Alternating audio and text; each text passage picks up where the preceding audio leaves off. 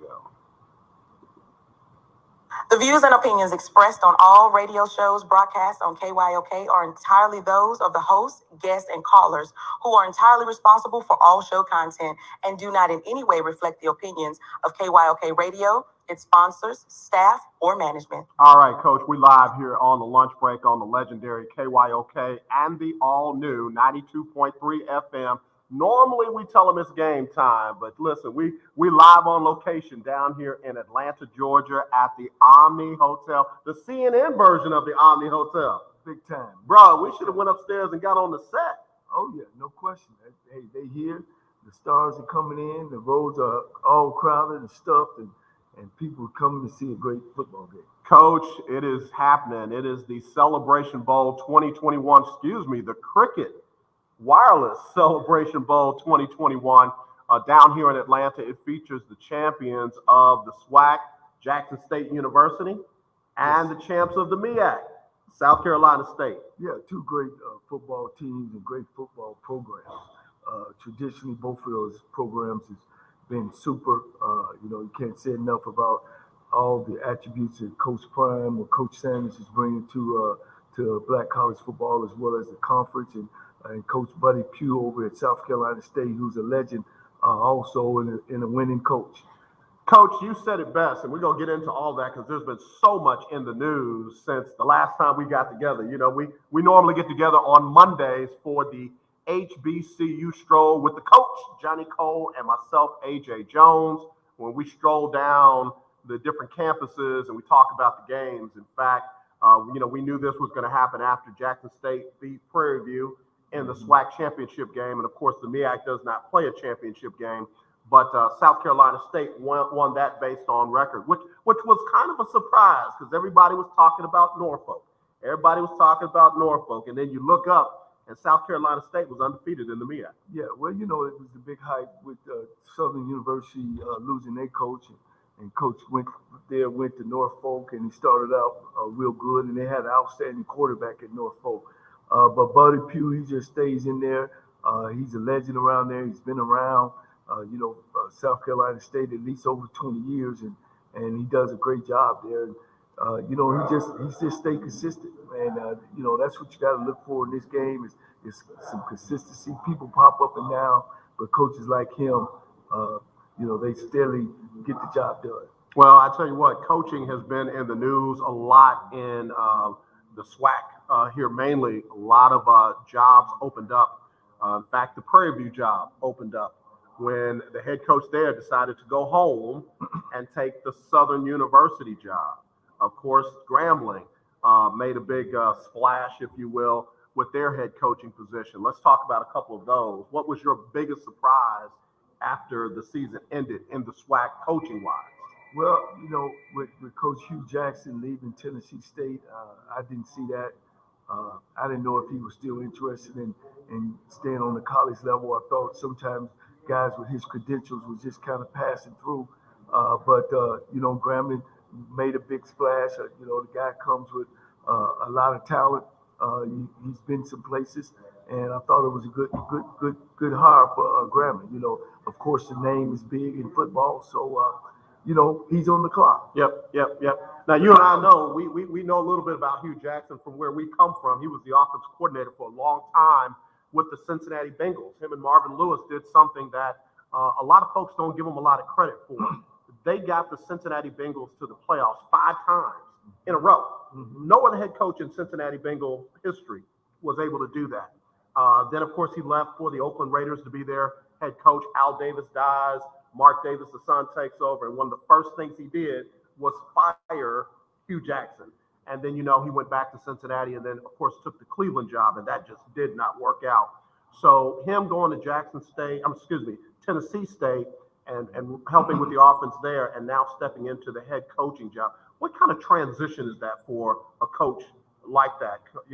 You've been a coordinator and then stepped into the head coach job. How big of a leap is that? Well, it's going to be some learning curve for him. The old saying is you always, every day you get up, you can learn something new. So there's some things that he's going to have to adjust to. It's easy going up than coming down. And as they always say, it's better to be asked up than to be asked down. Right. You know, Absolutely. I'm a coach. I'm a head coach. And, you know, when you look at a guy's background, you see all the fanfare and stuff. But at the end of the day, for me, it's about winning championships. Yes, sir. That's what we're here for. Yes, sir. You know, you're either going to win or you're going to lose, and you got to move on. Yeah. So, you know, again, I said the name, Hugh Jackson was a big name. Didn't have a lot of success at the Raiders, unfortunately. You know, he got terminated there and then went on to Cleveland Browns. And, you know, they put some people around him and things didn't happen for him. But that's all a part of it, you know.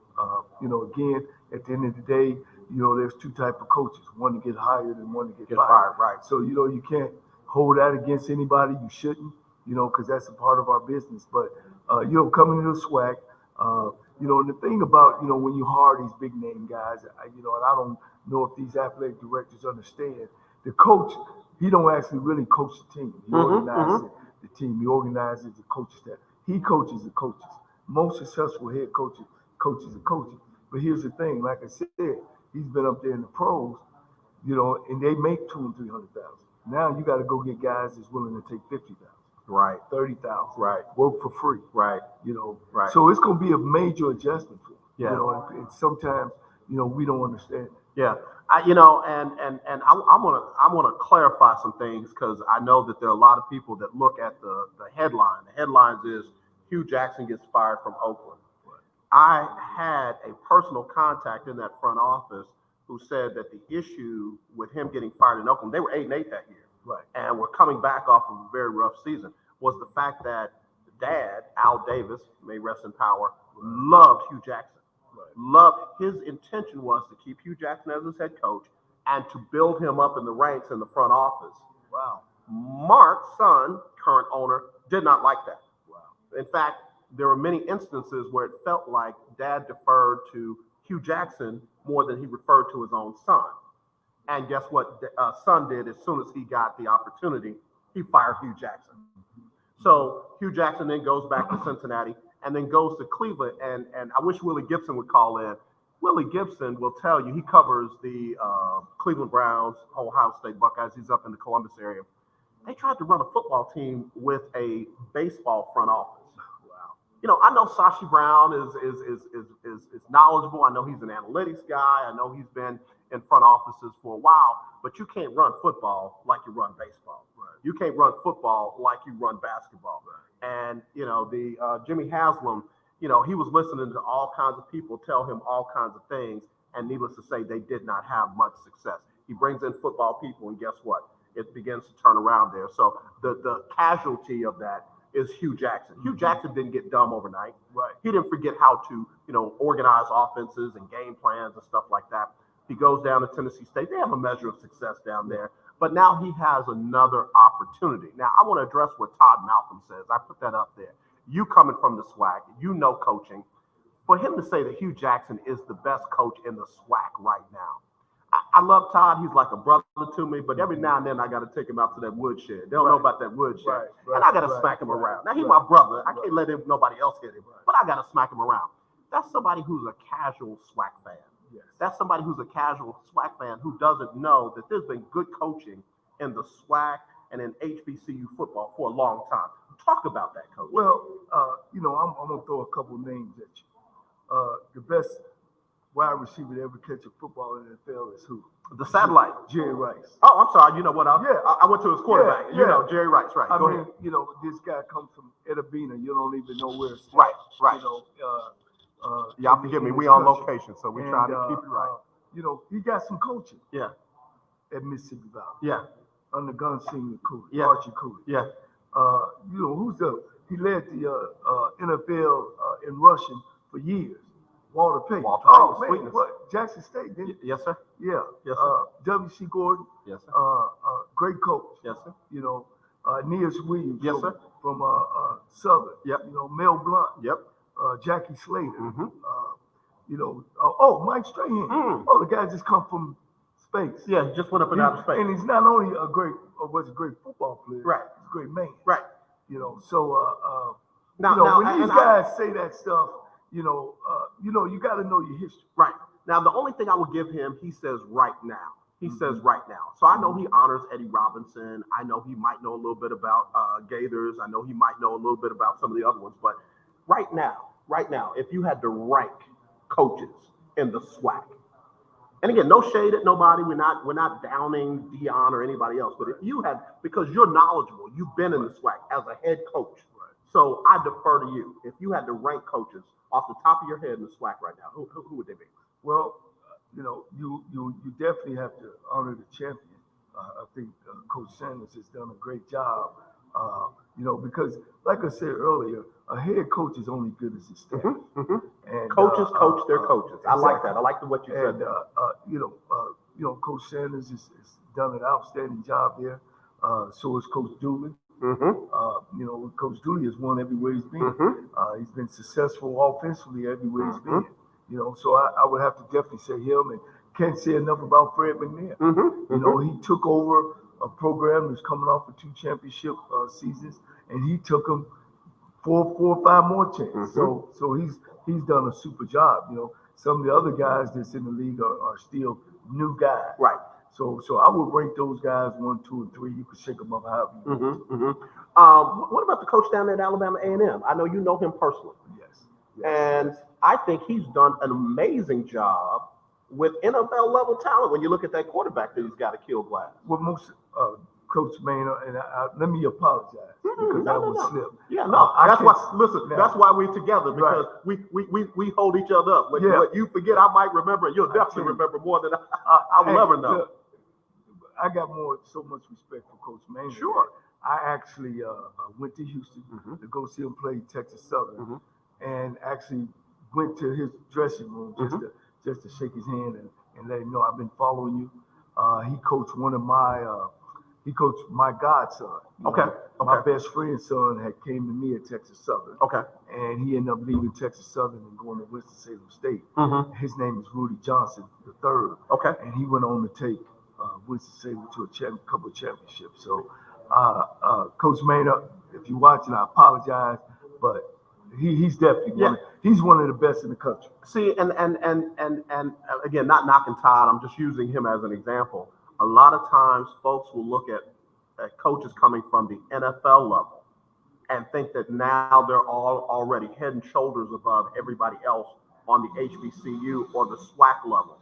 And there are people in that league right now who have been calling X's and O's and organizing and preparing and parenting and making sure these kids are going to school and doing all kinds of stuff. Learning how to be men. All kinds of stuff that does not make the mainstream news. I mean, I'm not saying ESPN hadn't been there, but they full in now. Let me say this, and sometimes coaching in the NFL is overrated. You know what I mean? If I had a Ferrari and I wanted to go fast and they gave me a Ferrari, I'm just gonna sit my ball. All I got to do is get in the car and drive because the Ferrari is already there.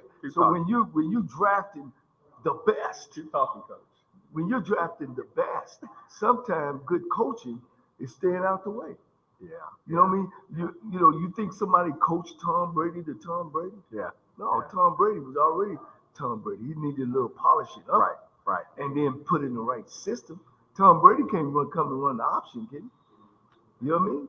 So sometimes that stuff is overrated. Yeah. The coaching part. Yeah. You get into the nuts and bolts of coaching when you get into college. When you find a great high school coach, that's going to teach the fundamentals of the game. The kids got to have some type of talent. Correct. If you recruit talent, sometimes recruiting talent is getting out the way. Well, you bring up the next topic. You're listening to the Lunch Break. We're live in Atlanta, Georgia. We are on Radio Row at the Omni Hotel on the CNN Center. I'm AJ Jones. This is Coach Johnnie Cole. We're taking our HBCU stroll. Maybe they might. I had the beard cut off. Maybe they might don't think it's me, but it's me. I got my ring to show it. Yeah. Okay. Well, go ahead. Yeah. You got the receipts. Yeah. So obviously we talked about a key part of it. And again, Hugh Jackson being versed in the NFL and scheming and that kind of stuff on that level, has some experience now at Tennessee State. Recruiting has been in the news in a major way. Yes. And not just Coach Deion Sanders, but I got to start there for him to flip the number one prospect in the country from his alma mater, Florida State, over to Jackson State has caused a lot of conversation about the fact that he did it, and then number two, how he did it. Let's stay on the high level now. How big is that? That's very big. Yeah. It's big for Jackson State. It's big for HBCU. Yes. And I really got to take my hat off to the gentleman, the youngster that made that choice. Yeah. I know he was under a lot of pressure. Sure. And still would be under a lot of pressure. Yes, sir. And what that young man is about to find out is who truly is in his corner. And he's going to lose some people, because of that move. Yep. I see the burning of Deion Sanders' jersey. I hear the talk around, how did he get the kid? But let me say this too. Before they start ranking kids, black kids have always made some decisions not to go to PWI, to go to HBCU. Jackson State has always gotten great, and not this. Coach Sanders and his staff, I'm commending you guys. You guys have done a great job. Yep. You continue to do that, but this is always has happened. See, that's what I wanted to bring out. I wanted to bring that out because I wonder what Walter Payton, how many stars he had before he chose Jackson State. I wonder how many stars Jerry Rice had before he chose Mississippi Valley. Michael Strahan, how many stars did he have before he chose Texas Southern? Aeneas Williams, we talked about him, and many others. Right now, the highest paid linebacker in the game is an HBCU grad. So, I get the star thing, I get the ratings, but like you said, from a standpoint of, what it means to the program, Jackson State, what it means to HBCU football, SWAC football, it's huge. It's extremely huge. And I don't want us to get fooled. I'm an HBCU grad. Yes, sir. We got to stop putting us down. We got to stop thinking second class. We got to start thinking that this is the norm. Well, you bring up a good point because if shows like The Lunch Break doesn't do it, if AJ Jones doesn't do it, who, is fortunate to work for a black-owned, black-operated radio station, if Coach Johnnie Cole, an HBCU grad, doesn't do it, then it's not going to happen in many other places. Case in point, I said this yesterday. I'm going to say it again. I can't disrespect Coach Nick Saban on how he handled it because now everybody's asking, what do you think? What do you think? Coach Saban said, it's a free world, man. This is America. People are free to make their own choices. Said he had a lot of respect for Coach Sanders, a lot of respect for what he's doing with the program at Jackson State, and left it alone. Proud of that. But now you got this dude, Lane Kiffin, down at Mississippi. I don't call him Ole Miss because that's, I'm tired of people trying to tell me what their history is and what mine should be. So at Mississippi, decided when asked the question, what do you think about the number one recruit flipping from Florida State to Jackson State? His answer was in relationship to money. I sure hope these kids are getting all the money that they were promised. Now you're in the free agency, and you want that in the NFL, but I sure hope these kids are getting all the money that they were promised. I wanted to whoop him, Doc. I ain't gonna lie to you. I'm not gonna lie. I said some things yesterday. I told my program director, if we get an FCC violation, put that on my tab. Okay. Because translation for what he said was, I was gonna say that. Translation for what he says was, ain't no way in Hades this coach can recruit those players like we do. There's no way he could have done that without cheating. There's no way he could have done that without offering him something. And you mean to tell me that we're going to accept that? No, I got to call him out. I got to call him out. The devil is a lie, and his mother-in-law and Lane Kiffin are just out of pocket. They're out of pocket. Because you don't want to go down that road. Just like the Adidas deal when they found out that they were paying, and I had an opportunity to see that documentary, and the one they blamed it on was the young black kid. And then all of a sudden it just went away. You don't want to start that.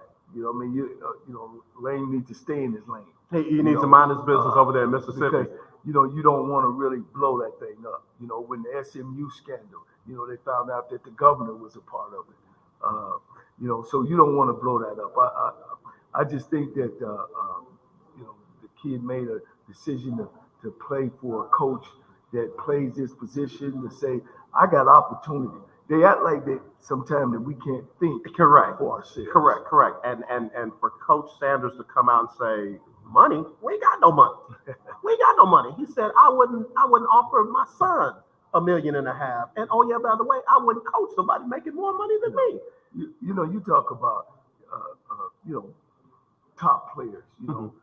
When I was in school, my two wide receivers, a guy named Donald Narcisse and a guy named Daryl Colbert, which Daryl Colbert came off the state championship team as wide out. Hell, he had to be if they were ranking, right, he had to be a 4-star. Right, gotcha. And Narcisse, and both of them went on to play in the NFL. Okay. Those are two, and they chose to come to Texas Southern University. Yes, sir.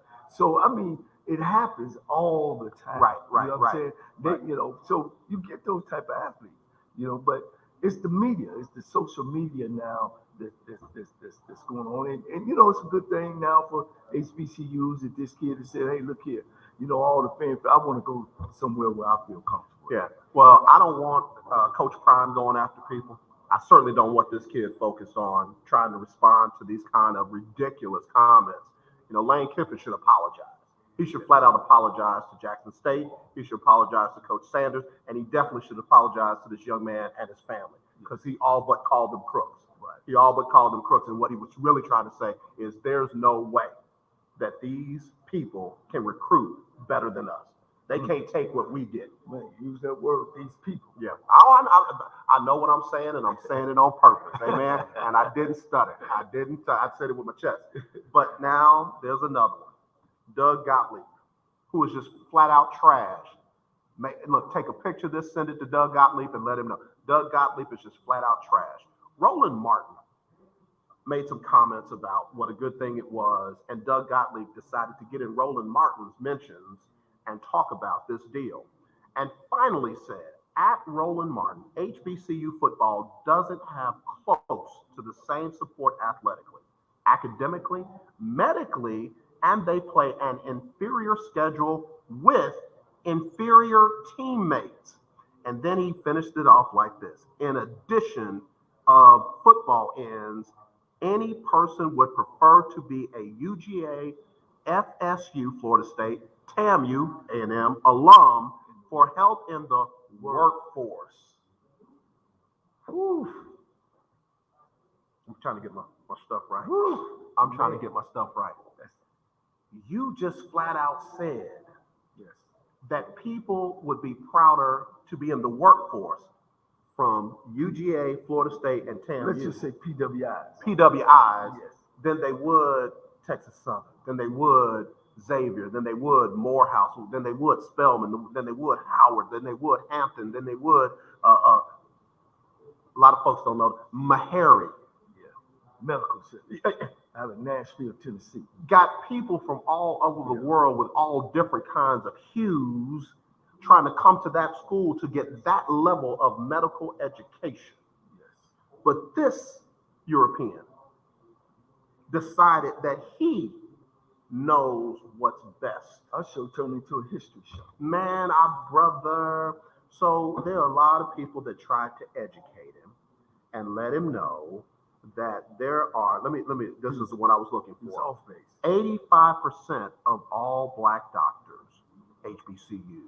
80% of all Black federal judges, HBCUs.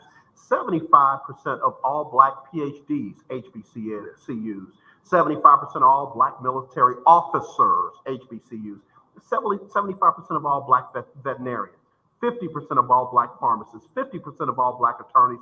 46% of all Black business executives, and 40% of all Black dentists, HBCUs. So you mean to tell me you got caught up talking about one kid in a recruitment process where a coach out-hustled everybody else in his state? And now you're going to put down all HBCUs because you can't understand that black people are proud to come from their own colleges and universities that had to be set up because some of y'all wouldn't let us in your schools. And oh yeah, by the way, you're welcome at an HBCU. They got white kids and Asian kids and Hispanic kids running all through the campus and the sporting events and the medical schools and the pharmacy schools and all of that. And if you look at the non-revenue sports in HBCUs, they're predominantly of other color, Caucasians, Spanish people. They're Coach, more. I love Caucasian. the soccer team over at TSU. I love the softball team over at TSU. I love it. I love it. And not just at TSU, all across the country. Yeah. But here's my thing: as much as you're more upset at him, I'm upset at us.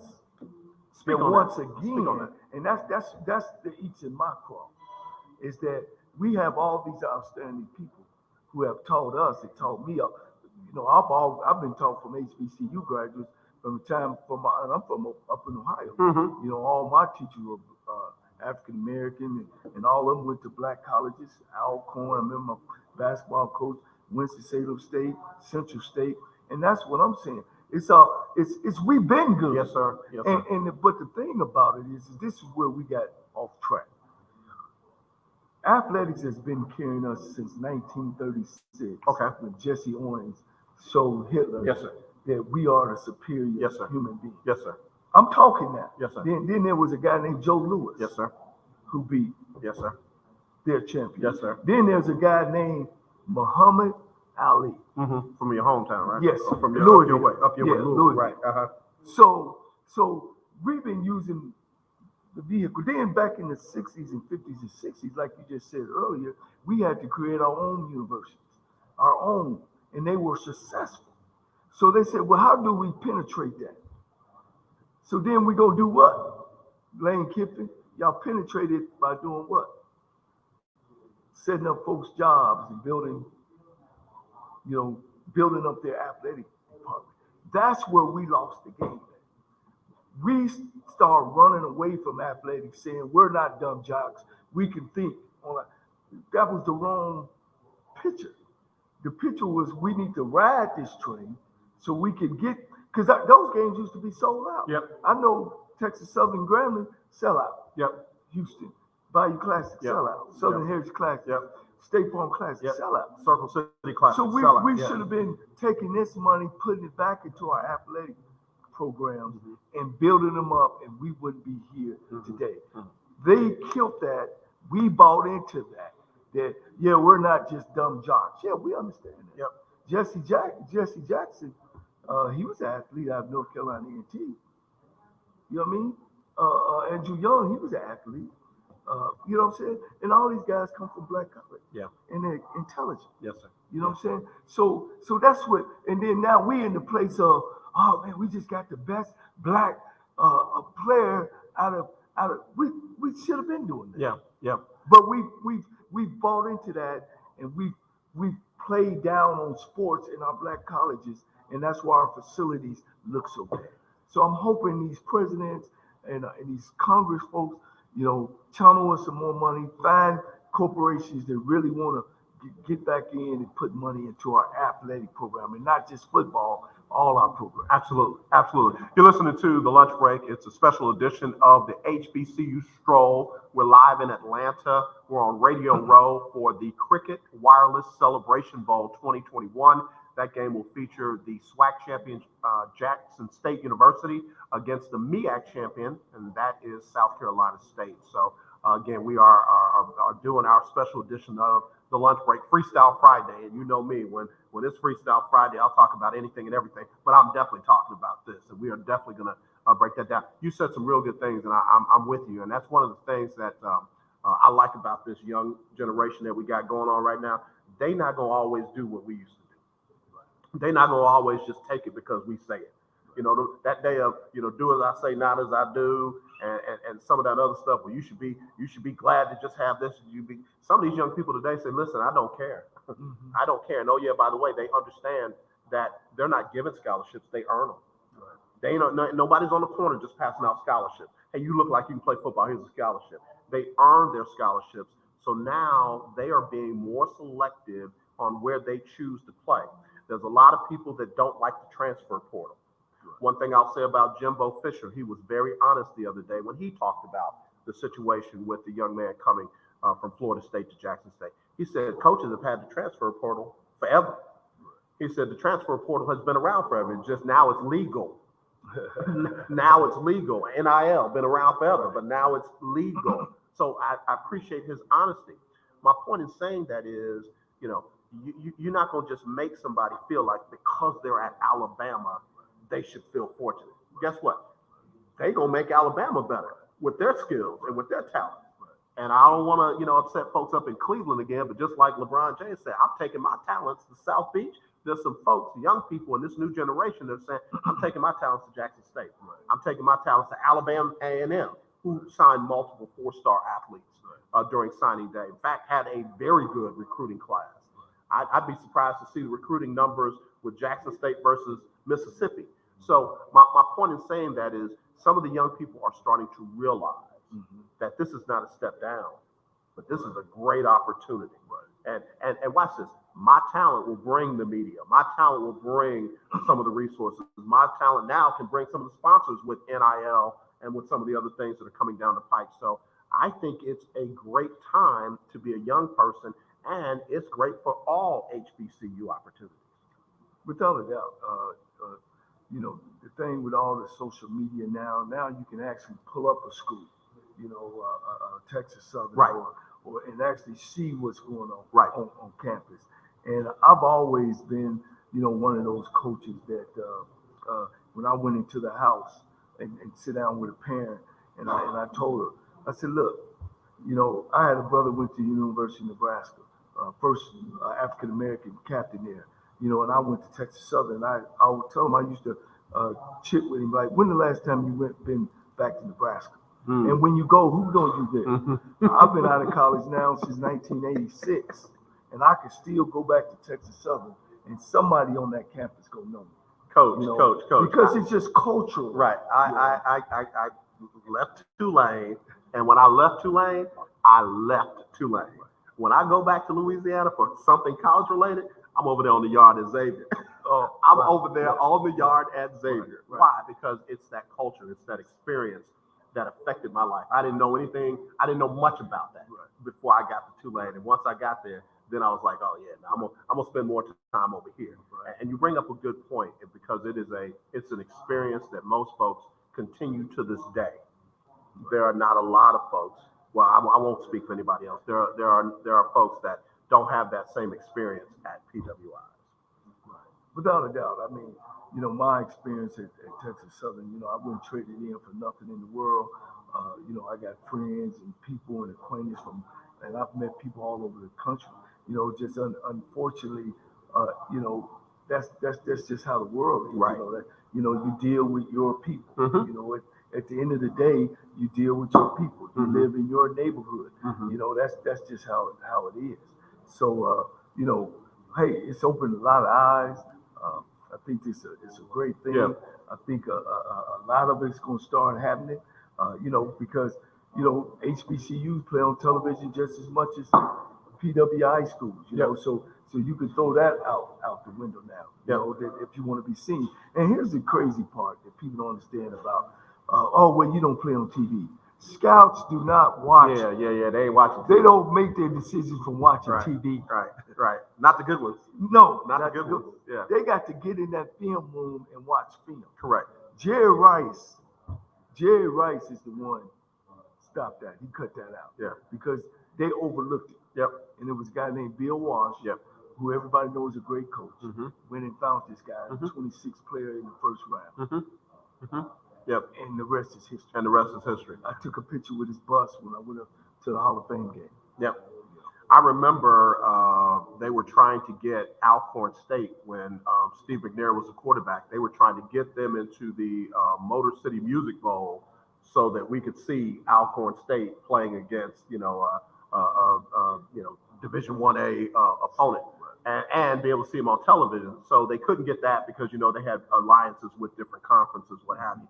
What they ended up doing was every time that Alcorn was on the offense, they cut over to him on offense, running plays, so that that the country could see what all the buzz was about this black quarterback down at Alcorn State. We know what happened after that. He came to Tennessee and got put on the bench for a long time by a coach who I'll never say his name again. Right. But anyway, I think he's yeah. Well, him and Eddie are real close. He's running Tennessee State right now. I'm over here. Operation guy. I'm over here. But go ahead. Yeah, I'm over here. I'm over here. Well, it gets back to what we were talking about with the Doug Gottliebs of the world and the Lane Kiffins of the world.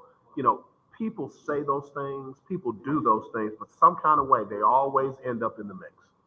They always end up in the mix. And I would really like to see some of these coaches, some of these athletic directors, and some of these school presidents on the HBCU level hire people and bring in people that really appreciate what they're being brought in to do.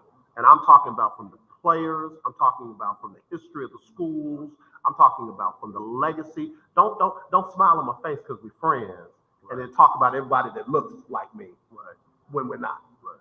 Well, I'm glad you said that because I'm speaking for all the HBCU coaches and young men that want to get into coaching that goes to HBCUs. And I just want to talk to these presidents. Don't forget them. Yeah. You know what I mean? Because you're putting them out of work. You killing those dreams. We can't continue to let these guys jump the line. We got some coaches, young black coaches that's in the system that's coming up. Here's the caveat of that. Let's put some pressure on the PWIs. Let's ask those presidents, and let's go to the sponsors who sponsor them and saying, you've been in existence over 100 years, and you've been playing football for 100 years. Why haven't the African American coach? Why haven't you hired an African American coach? You know what I mean? Let's have the Deions and those guys who made big money for those schools. Let's put pressure on them. You know what I mean? You're stepping down to our schools and taking our job, per se. And that's what's happening. So hopefully that we can do that with some sponsorship. For them to start coming and sponsoring more black college football. Yeah, I again, we can't be a novelty. We can't be, the flashy thing right now. They say that the NFL is a copycat league. I'm starting to see that college football is a copycat league as well because of the success that we saw with Coach Sanders. Not knocking it, congratulations, very proud of him. And the success, measure of success that we saw with Eddie George. Now you've got, Alabama State that brought in Eddie Robinson Jr. Yes. Okay. You got Grambling that brought in Hugh Jackson from the NFL. And there's some other names that Tyrone Woodley up in Morgan State. Now he's been there for a little bit, though, right? He's been there for a little bit. His kind of went under the radar compared to Deion. Because he ain't winning. Yeah. But go ahead. Yeah. But there's some other NFL related coaches that are being considered for jobs. Yes. And it's not that's not a good thing. If that's the right fit for your school and the right fit for your team, so be it. But don't just do it because it worked at Jackson State. Right. Don't just do it because it's seemed to be working at Tennessee State. Right.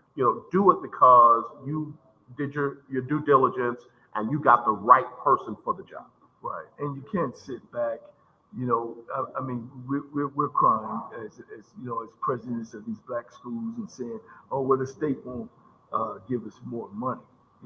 I'm a believer you got to help yourself. You know what I mean? But we can go out and hire a guy that ain't qualified, and that's okay. It's almost saying, how would they feel if we took principals of high schools and started making them presidents? Just because they've been in education. Okay. That don't make you a president of a college. And it sure don't make you a head coach of a football program. I see what you're saying. So it's you got that thing, and we need to balance it, like you say, and don't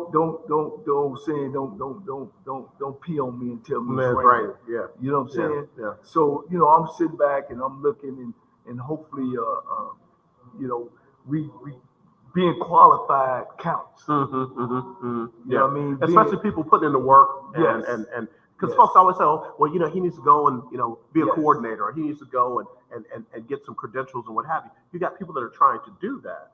See, and the guy you talked about earlier today, talking about the workforce. Yeah. I'd rather work with Georgia, Texas A&M, another PWI. You see what I'm saying? Now you see where I'm going to go now. Yeah. And then now, so when I walk in there and I'm a HBCU graduate, I'm already considered less than another piece of paper. if you walk in there Yeah. and you from Tulane, Right. oh, AJ is better than Johnny. He went to Tulane. Right. So then I go back to my HBCU and I want to be a coach. Yeah. Now my HBCU is telling me, oh no, Cole, Yeah. you didn't play pro. Right. You didn't go to Florida State. Right. You didn't coach in the NFL. Yeah. You with me? I'm with you. That's my pain. I got you. You know. And there are people that feel like, I'm just going to talk real with you. It's Freestyle Friday. This is what we do. There are people that feel like, oh, Coach Cole's just sour grapes. Yeah. He's just sour grapes. And the reality is, there's only so many opportunities in coaching college football. Right. There's only so many. Everybody talks about, only 1% of the college athletes make it into the NFL. There's only 32 head coach jobs in the NFL. There's only so many on the college level. 20 on the black college. On the black college level.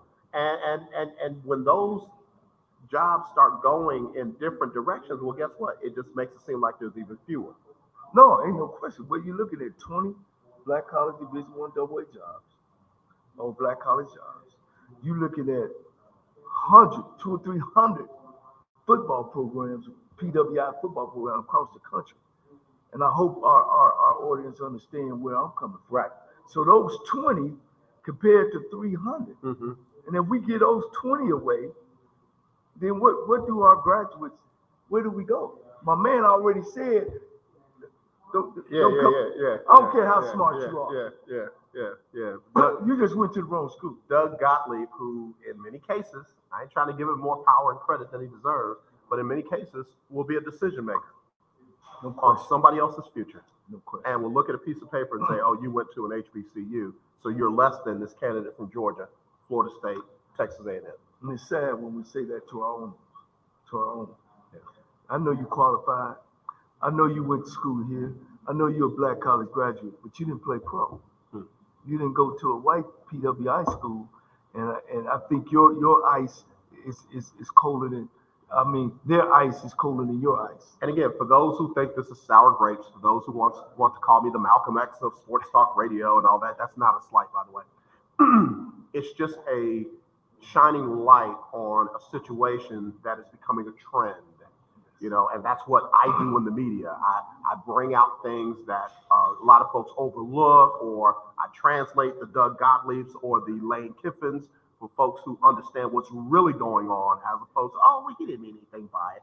Oh, you just misunderstood what he said. Now I know exactly what he said, and it's one of two things: either he's malicious and he meant it, or he's ignorant and didn't even know the difference. And that's as bad as the other. So we're just bringing that out. Coach, let's do this. Let's talk about the new openings that we know have been filled. Who do you think is walking into the best situation? Is it the head coach at Southern, who of course is coming from Prairie View? Is it the head coach at Grambling? Is it the head coach at Alabama State? Who do you think is walking into the best situation and have a chance to win right away this coming season? Well, I'm gonna kind of dissect it a little bit. As far as facility wise, Okay. Coach Eddie Robinson Jr. is coming to the best. Okay. Alabama State's facility is probably one of the best 1AA, or it's better than some 1A situations. Okay. I think Coach Dooley is coming to a program that's ready made. I mean, just a year ago, Coach Odom did a great job there. He turned it over to his assistant. They stumbled a little bit this year. I think he can come in and win right away. Okay. I think Hugh Jackson has got some building. Got a little bit more work to do. They were down at quarterback wise. You really can't name anybody that stood out. I thought they were great defensively. Okay. They were good on the defense side. They definitely came on late Right. with that defense. But the positive about that is Hugh Jackson is an offensive guy. Correct. So he should be able to come in and get that done. You know what? I forgot to tell you. I forgot to bother you with this. I should have woke you up in the middle of the night. Not only did Hugh come in and get the gig, but guess who he pulled for his defensive coordinator? I didn't know. The defensive coordinator from Alcorn State. Oh, yeah, Coach Thornton. Yes, sir. Matter of fact, I heard that this morning. Yes, sir. Yeah, yes, Coach, sir. Well, Coach Thornton, you want to talk about bitter grapes. I mean, he thought he was going to be able to walk into the Alabama State job, being an alumnus. Right. But he didn't play in the NFL. He's been around the league. He's done a great job. I've faced him before. I think he does a good, solid job over there. Alcorn has a solid defense. They played solid defense until their offense caught up to, because sometimes the defense is a little bit ahead of the offense. Oh, no, no question. Yeah. And he did a great job, and he thought he was going to walk in there, but unfortunately, it didn't happen. Right. Coach Thornton, if you're there, just continue to be patient. Your time is coming. Yep. But again, that's a nice little collaboration if they can make it work. If they can make it work, again, I trust the mind of Coach Thornton defensively.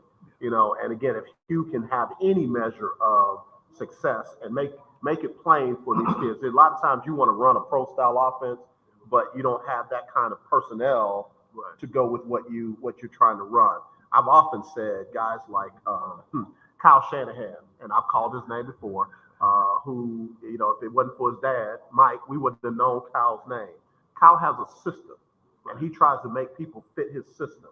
So it'll work for a little while, but then when he doesn't have the personnel for it, then you see him do what he did at Georgia and with Washington, and what he's kind of doing a little bit in San Francisco. Well, the caveat of that is when you're in the pros, you go out and recruit people for your system. Right. You know what I mean? So if the system is not working, it's going to fall on him as well, because, you're in control of that. I want to go back to Coach Thornton. I thought Hugh did a great, smart job of getting a guy that was in the conference. Correct. Also a black college guy. Correct. That can help him reach out and get some great assistance. Sure. So I thought that was a great move. Yep. So I kind of like your approach on that. So you got Alabama State as maybe number one. You got Southern pretty good. Grambling got a little bit of work to do. We don't know who's going to take the job yet at Prairie View, but I'm hearing the name Bubba McDowell quite a bit there. Right. Kevin Sumlin, who's had a measure of success everywhere he's been except for Arizona. That's going to be one of those jobs that'll be on the table. If they stick with Bubba McDowell, what kind of shoes does he have to fill following Coach Dooley? Well, Coach McDowell, he's been around the Houston area a long time. He played for the Houston Oilers. He's a graduate from the University of Miami. I've met him personally. I think he's a great man. He's a quiet-spoken, humble guy. I think he's been around. He knows the groundwork. He's got some coaching experience. He's coached the secondary there. It depends on who he puts around him. That's always important of who you put around you. So if that happens, we'll sit back and see, what guys that he would put around him to get that program going or continue to go in the right direction. So when you for lack of a better word, when you inherit a program like that, and obviously Prairie View had quite a bit of success this year. 2 losses in the SWAC this year. Is it important to keep continuity? Is it important to listen? So he wasn't the defensive coordinator; he was one of the defensive coaches. Yeah. So does he keep the defensive coordinator? Does he keep the offensive coordinator? Does he keep the quarterback's coach? What does he do, or does he, use whatever latitude he has as an interim head coach to bring in who he wants to bring in? Well, that's. I've always been a part of a bad program coming into a bad situation. But I think I'm smart enough to understand that I'm an economist. If it's working, why try to fix it? I got you. All you got to do is kind of shine it up.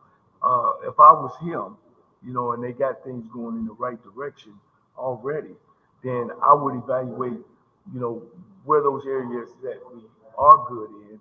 And if we do have a defense coordinator that I feel, that can handle our defense, I will keep it. I will try to keep things in perspective. I interviewed for a job at Virginia State under Coach Barlow.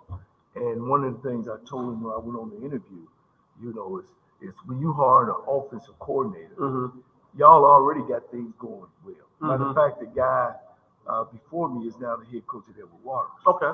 And he played up under me at Tennessee State. So yeah, we had him on the show. Right. So I told him, I said, I don't want to come in and try to teach everybody a new offense or a new terminology. I'd rather come in and let me learn what y'all do. Because at the end of the day, a 4-3 defense is a 4-3 defense. Right. A 50 defense is a 50 Right. defense. And when you do things in the second tier, Yep. the game don't change. Yep. Power running plays, power lead is leads, zone stretch is stretch. It's how you coach. Yep. And it's how you coach it. And the biggest thing is how the kids can retain the information because they the one play the game. Gotcha. So if I was him, to answer your question, I would try to keep things so much the same and correct the things that need to be corrected. Gotcha. We got Coach Johnnie Cole joining us here, as always, for our HBCU Stroll. We're not doing it on Monday. We're doing it on Freestyle Friday because we are live in Atlanta for the Cricket Wireless Celebration Bowl 2021. That'll feature the SWAC champion Jackson State against the MEAC champion South Carolina State. And again, we're talking more than just about the game. We're talking about, the headlines with all the recruiting that's been going on, talking about some of the coaching changes that have happened in the SWAC. And you brought up something that, put you on the spot. Let me ask you. So Coach Bubba McDowell says, I got this interim job, but man, I really think we can do some things. Johnnie Cole, you come up here and be my offensive coordinator. What you doing?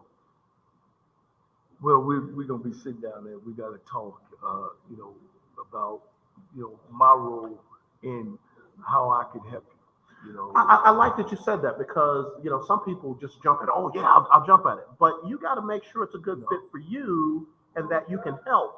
Yeah. And that the culture is something that you can. Yeah. I'm in a area in my life now. It's about enjoying it. Of course, I would enjoy playing football, but I don't need that now. Gotcha. Now I'm more of a teacher. Than someone that's ready to put his feet in it. I would love to get back to the sideline, but I got a great job at working for the Fort Worth ISD Independent School District. I'm close to my kids. I'm close to graduation, and I have no regrets. Because one thing about Johnnie Cole that anybody know have crossed me, I done it my way. And my way successfully. My way. At least I feel that way. No, I have no regrets. Yeah. I know being in this game over 40 years and coaching kids all over the country and recruiting all over the United States, that I personally never have done anybody wrong. Any decision I made was a decision about what makes us better as a football team, and never been a personal decision. So I can live with that, and I'm fine where I am, but that was one of the things that I would sit down and talk about because I don't want to get in a situation where he telling me, okay, I need A from you, and then I give him A, then all of a sudden, no, I don't need A. People starting to respect you too much more than me. Yeah. I don't want to get in a situation like that. Understood. But Bubba is not. I don't think he's a man that like that. My times with him and talking with him, he's a soft-spoken man, and I think he can do the job. There's two dudes, and I call them tied at the hip, that are just amazing people. Amazing men, and they have football IQs out of this world.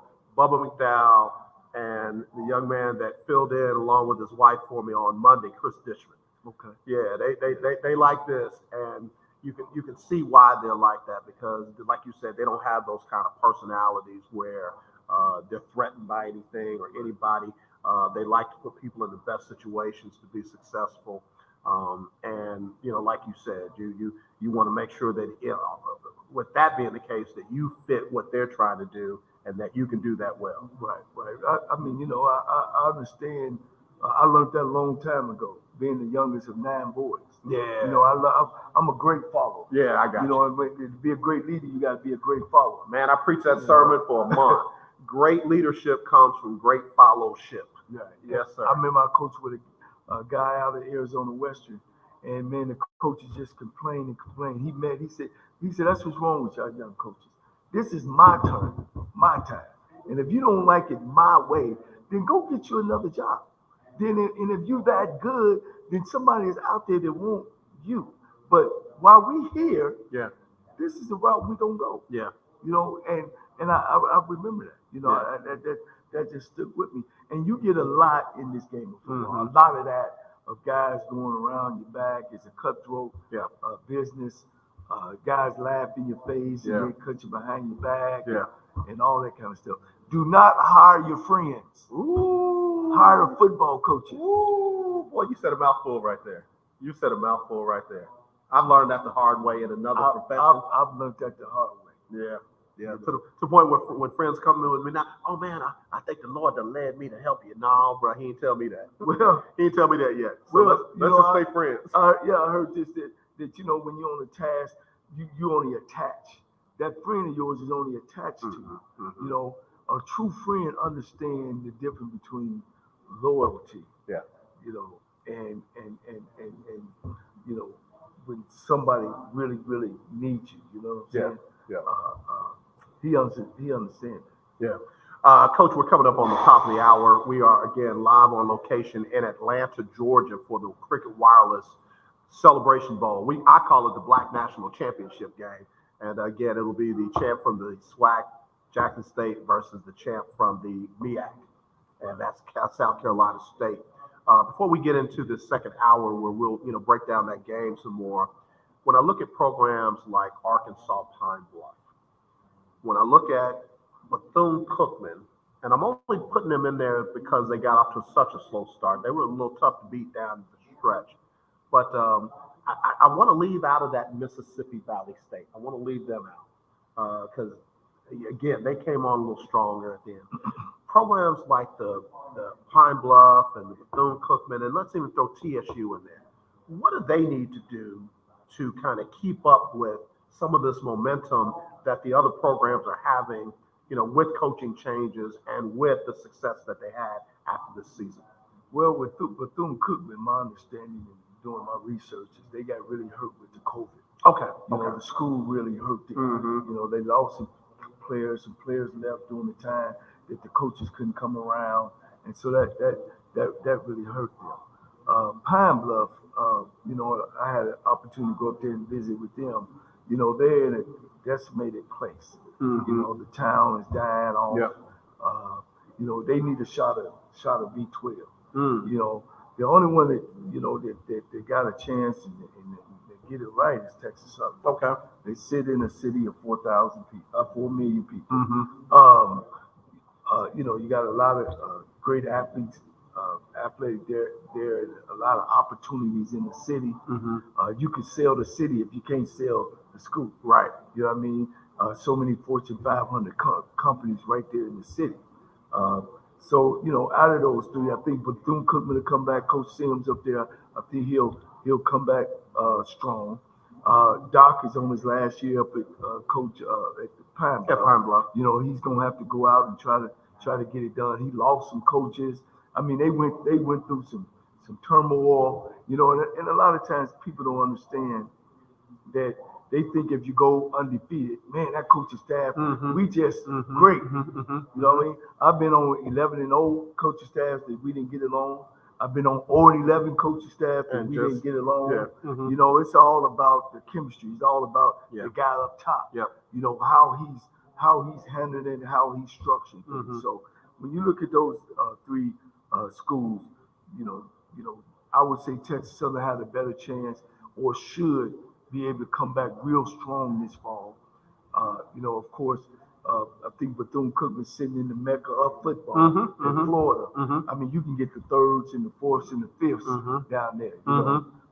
And be solid with it. And Coach Sims, I think he'll get that program. Yeah. I think out of the three, Pine Bluff would be the one that will struggle probably again this year. Yeah. And they're actually losing their starting quarterback. Oh, really? Yes. Let's hit this top of the hour. I want to come back and talk about that.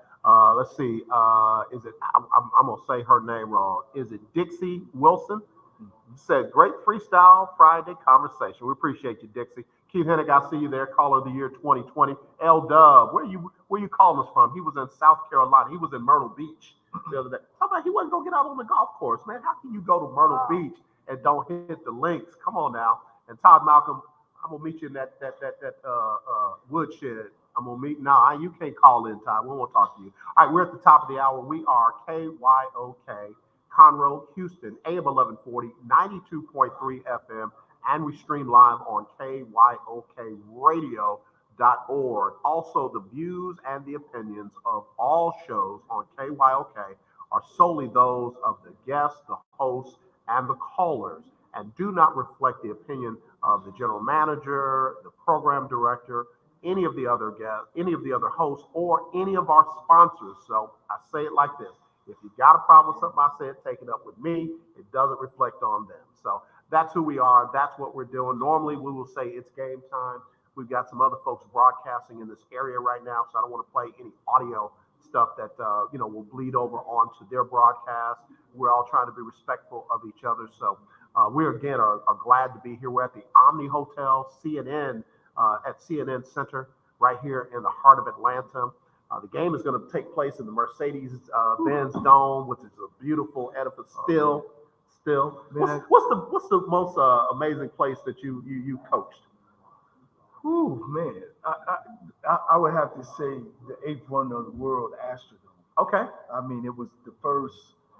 It was just so huge, and then whenever you scored, the whole scoreboard lit up. And the Bulls came and the man came out, and I mean, I was a freshman, man, and I was sitting up there, and they actually the ball hit me, because I just couldn't imagine seeing a football field inside of a building. Yeah. And they call it the eighth wonder of the world. Yeah. I'll never forget that feeling. I tell you what, Las Vegas and the AT&T Stadium, which I live, about 15 minutes from. They call it Jerry's World, and that's just what it is. Yeah. It's like a town in a bubble. Yeah. It really is. They selling cars, outfits, clothes. You just go there one day and they might have a room or two. Let me tell you, I was there for opening night when they played the Giants and lost, by the way. And it was just a beautiful facility. I was part of the media team that got a chance to tour the facility before the game started, and just absolutely phenomenal. Me, like you, mine was in the Superdome in New Orleans, Louisiana. I was at a little bitty all-boys school called De La Salle, which is now co-ed. They wait till I leave to turn to co-ed. Well, they had to. Well, yeah, you're right. Graduation might have been a little tough. We were playing Thibodaux High School from Thibodaux, Louisiana. Yeah. And, Coach, I had to walk to the end zone, and I tried to raise the ball up over my head in the Superdome. Dropped that thing, and this big old defensive end, he scooped that thing up. I couldn't catch him to save my life, Coach. Wow. I chased him into the next county and couldn't catch him. Wow. That was my Superdome experience. That's a bad one. That's why I'm sitting here talking to you about football and not playing football. We got Coach Johnnie Cole, and again, it's going to be a great game tomorrow at 11 a.m. Central Time. That game will broadcast live on your local ABC stations, and it's sold out. Wow. It's sold out, and you and I have talked about that before. Just that these games should be sellouts. They shouldn't be empty seats and stuff like that. So, and that's we even talked about, if Lane Kiffin really wanted to be concerned about recruiting and everything, he'd put Jackson State on his schedule. Wow. That's what he'd do and let Al Wash promote it. Florida lawmakers file NIL bill hours after Jackson State lands number one recruit. This is my problem, Coach. This is my problem. So they want to file legislation because Jackson State supposedly got this kid because of an NIL promise. Right. But watch this. They're not filing legislation in Austin, and all the offensive linemen are making $50,000. They're not filing legislation in South Carolina, and Dabo Sweeney's kids got NIL deals. They're not filing deals down there in Miami, Florida, and the University of Miami kids got deals. Tom Brady himself is signing kids to NIL deals. Yeah, he's signing 9. Matter of fact, one of them is Deion Sanders' son. Shadur Sanders. In his clothing line. Yeah, so my point is, why all the uproar now that the young man chose Jackson State. He wants to play at Jackson State. He didn't want to play at Florida State. He played it. Man, I'm about to say something. I'm going to end up losing my job. I'm going to have to beg somebody to let me be on their radio in another city. Well, we don't want to do that. Okay, you telling me to stand down? Right, stand down, please. As you can see, Alabama A&M signed a whole bunch of 3 and 4 stars. So they gonna what they gonna do? They gonna file legislation that they? I don't get it. Listen, you got beat, you got outworked, you got out hustled. He talked a better game than you did. So why now we got to file legislation? I don't like that, man. I don't like that. It's a problem. This kid Ewers really had an NIL deal in high school, and the only way he could make it work so he could get $1 million plus was to leave school early, enroll at Ohio State, not play he did play down. And then what has he done? He's gone in the transfer portal, and where's he going now? Back to Texas. Wow. Ain't nobody investigating that. No, not at all. I think it's a good thing. You had kids, leaving school, leaving high school and going overseas just to be able to go make their money, and then, come back and try to play professional sports in the United States. So this now has stopped that. Now kids can stay in the United States. Our talents can stay here. I just, this reactionary. I'm just gonna say it. I'm just gonna say it. If my program director is listening, I love you. This black man got this black kid to leave Florida State to go to a subpar HBCU. He had to do it illegally, and somebody has raised so much noise, probably a booster or an alumni with some juice over there at Florida State, that the legislators are proposing legislation so that they don't get out recruited anymore. Right. Do your job. Right.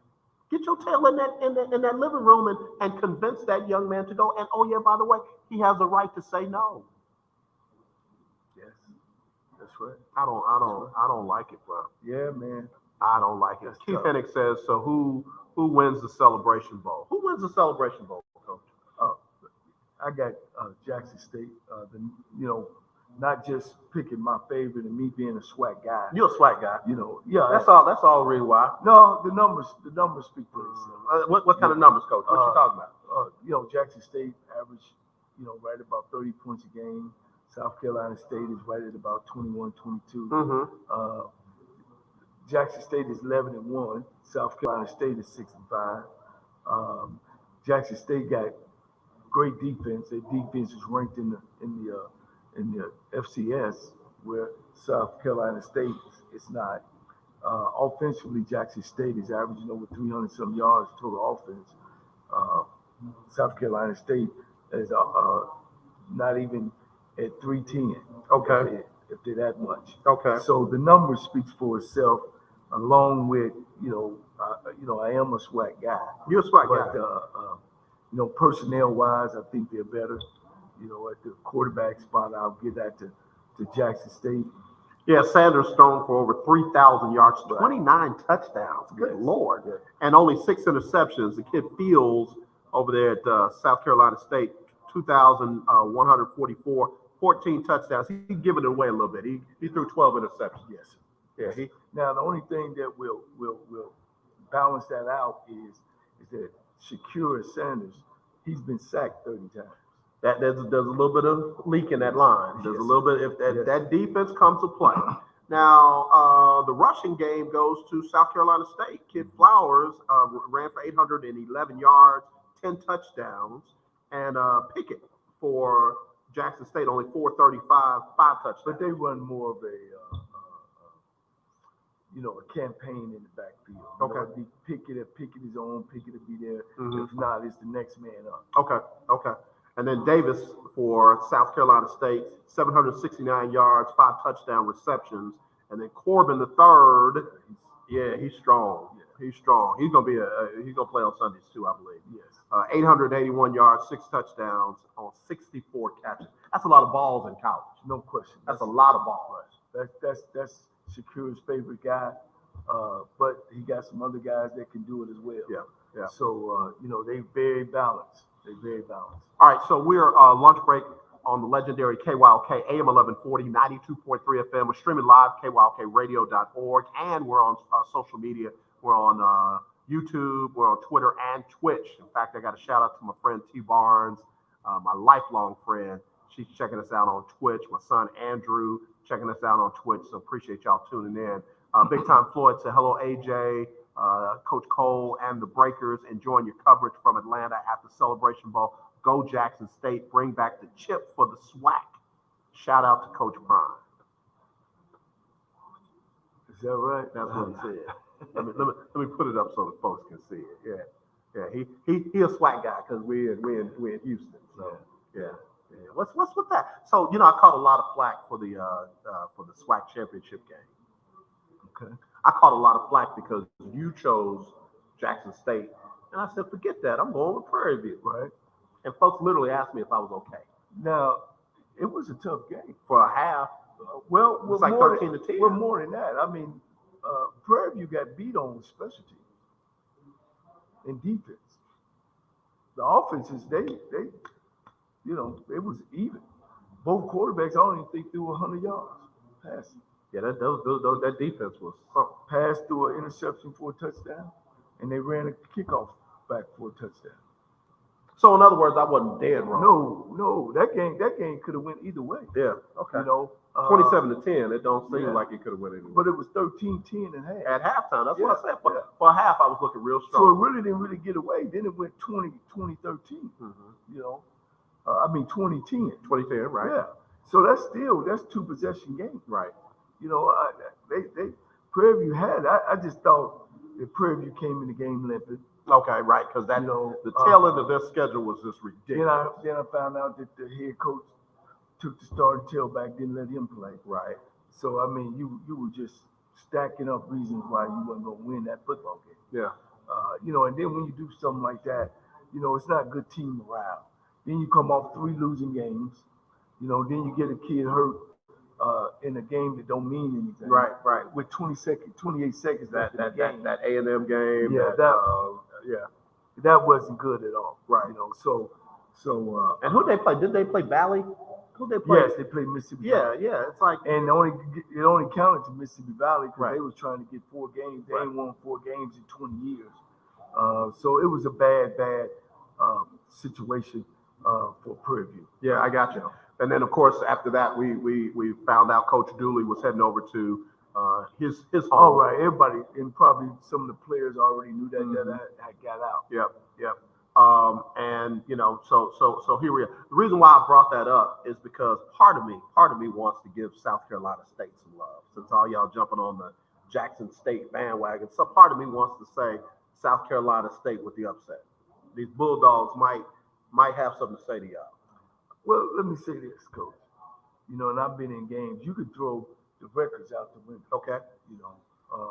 This is a rival game. Okay. Between the MEAC and the SWAC. Right. The MEAC won the celebration. Not the. They've been winning. They've been winning. They won that inauguration. That MEAC SWAC challenge at the beginning of the year. If you look at the history, they've beaten the SWAC more than the SWAC has. Well, A&T was running it. Right. A&T was like, yo, just come on. Can you come here? Yeah. And all Graham and Alcorn. Right. So there's a chance, but if you're a bet man, you want, your odds is the numbers say this is who should win the game. But that don't actually win the game. You got to play the game. That's why they play the game. Somebody famous said that, and I keep repeating it. So no, I wouldn't count South Carolina State or it's going to be a blowout. I mean, Jackson State hasn't blown anybody out. Okay. If you really want to look at it. Okay. 2017 ain't a blowout. Okay. You know what I mean? So they ain't really. It's been tough all the way. They barely beat Texas Southern. Alcorn played them tough. Now they did jump on Alabama A&M. They did jump on. Yeah, they jumped on them. Right. Yeah, they jumped on Mississippi Valley pretty good as well. So I'm not just gonna count all, put all my eggs in one batch. Okay, so what does South Carolina State have to do to legitimately win the game? They got to be good on special teams. Okay. They can't give up no easy scores. Okay. Because as you see, that's where they got to control field position. Okay. So special teams will do that. Special teams will control field position. They can't let the guy get out. I wouldn't kick to their return. To their return. Yes. Yeah. And they so- got to be able to flip the field on punts. Right. Yeah. Okay. No question. Okay. They got to prepare for the pressure. Okay. You know, Jackson State like to do pressure in man. So everything they doing offensively should be geared towards pressure and geared towards man coverage. Mm-hmm. So hopefully they're ready for that. What's being geared towards pressure? You need the speed option. Mm-hmm. You need a good screen game, Mm-hmm. and then you need to be throwing a 3-step drop game. You need your slants. Okay. You need your hitches. Okay. You need your fade routes.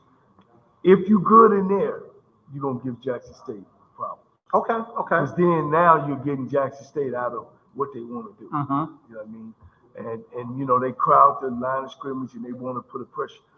Defensively is they got to make sure that they won't secure the scramble. Okay. They don't want him to sit. Just don't get comfortable in that pocket. Right. Right. And once they push him out, he don't like to run. Yeah. He that's his last resort to run. Yeah. So they got to have a spy. Okay. And so when he does get out of that pocket, stay with your guys downfield. Mm-hmm. I know it's against the rules of defense some, but you got to stay with your guy Mm-hmm. and make him beat you running the football. Okay. Okay. All right. Sounds like a plan. But Mike Tyson said everybody have a plan until they get punched in the mouth. No doubt. Or bite you on the ear. Yeah, well, you know, he wasn't gonna lose fair. And you ain't gonna beat me fair. And I don't think he went in that game thinking about, well, I'm gonna bite you. If he starts beating me, I'm biting his ear off. Yes, sir. We're talking with the coach Johnnie Cole. We're taking our HBCU Stroll, and we're live at the Celebration Bowl. We are getting ready for the big game tomorrow at 11 o'clock. We're on Media Row, and got a lot of radio networks and TV networks that are set up out here.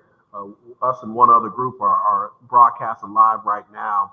There are press conferences going on as we speak, and then there'll be some other players and coaches and members of the Celebration Bowl organization, members from the SWAC, members from the MEAC that will be coming through a little bit later on. So we might cut back in on the internet, you know, how they do now. You know, the show will end on the network, and then they say you can tune in live in the green room.